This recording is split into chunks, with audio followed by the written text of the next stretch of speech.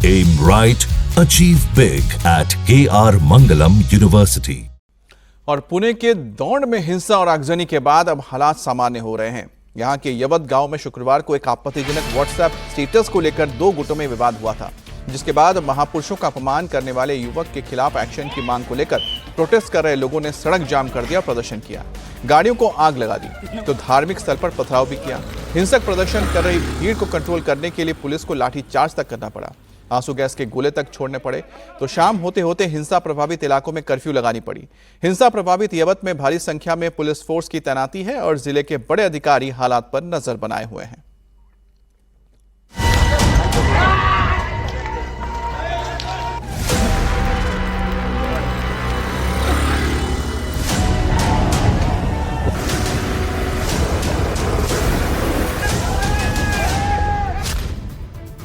पुणे के दौंड में किसने भड़काई हिंसा की आग?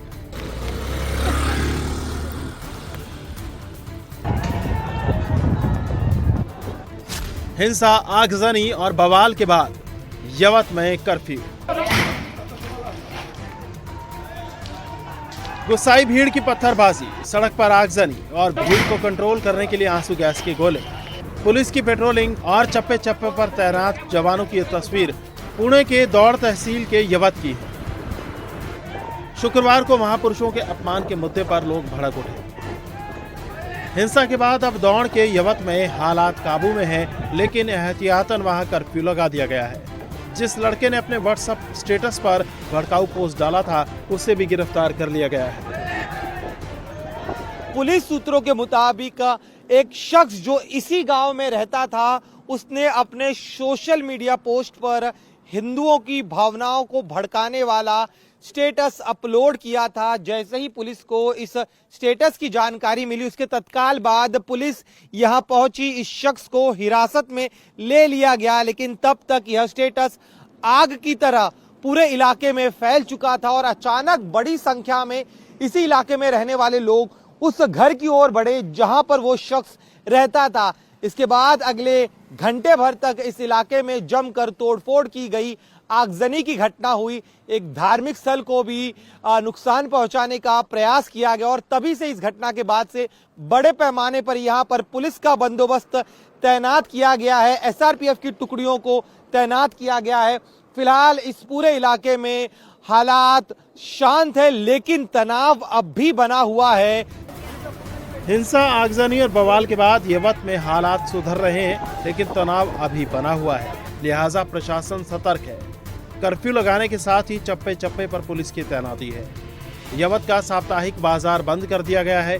लोकल पुलिस के साथ ही स्टेट रिजर्व पुलिस की तैनाती भी की गई है। जिले के सभी बड़े अधिकारी हालात पर नजर रख रहे हैं।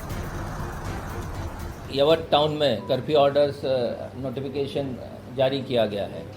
इसमें कुछ दिनों के लिए उसमें कड़ी कार्रवाई की जाएंगी नोटिफिकेशन के अंतर्गत, और जो इन्वॉल्व हुए हैं उसमें जो आइडेंटिफाई हो गए एक्यूज, उनके ऊपर गुना दाखिल करके कार्रवाई की जाएगी। और जिस लड़के ने ये सोशल स्टेटस लगाया था, जो ऑब्जेक्शनेबल कंटेंट था और जिसमें लोगों की भावनाएं आहत हुई है, उस पर भी गुना दाखिल किया जा रहा है। और अभी पर्याप्त मात्रा में पुलिस बल उपलब्ध है। स्टेट रिजर्व पुलिस फोर्स की एक कंपनियां तैनात की गई है और पुणे जिला ग्रामीण पुलिस दल और एसआरपीएफ ये कुछ आने वाले दिनों के लिए, जब तक यहाँ के सामान्य जनजीवन जो आज तो नियंत्रण में और सिचुएशन पीसफुल भी है, लेकिन आगे कुछ दिनों के लिए यहाँ पे निगरानी और सख्त रखी जाएगी। महाराष्ट्र के मुख्यमंत्री देवेंद्र फडणवीस ने कहा कि यवत में अब हालात नियंत्रण में हैं और दोनों समुदायों के लोग एक साथ बैठकर बातचीत कर रहे हैं। लेकिन शुक्रवार को वहां हालात बहुत बिगड़ गए थे। दोनों तरफ से जबरदस्त पत्थरबाजी हुई, सड़क पर आगजनी हुई, दोनों समुदाय एक दूसरे के खून के प्यासे दिखे। हालात को काबू में करने के लिए पुलिस को आंसू गैस और हल्का बल प्रयोग करना पड़ा।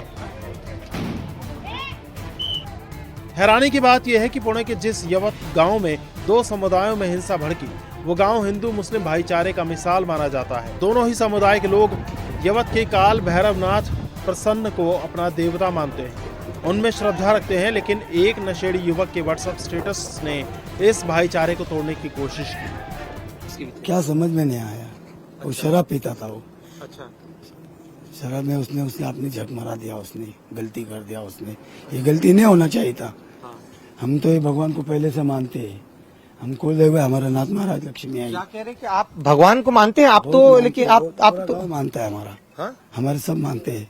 अच्छा, हमारे बाप दादा से हम इधर है। आइए दिखाइए जरा मंदिर बताइए। देखिए तो ये अयूब है, इनका कहना है जैसे कि हम कह रहे कि पिछले कई पीढ़ियों से यहाँ रहने वाले जो लोग हैं, चाहे उनका मजहब कोई भी हो, लेकिन सभी के कुल देवता काल भैरवनाथ प्रसन्न है। तो ये महाराष्ट्र की इस धरती का वो सांप्रदायिक एकता की मिसाल है जिसका जिक्र लगातार हो रहा है कि आखिर इस गांव में ऐसा कैसे हो गया।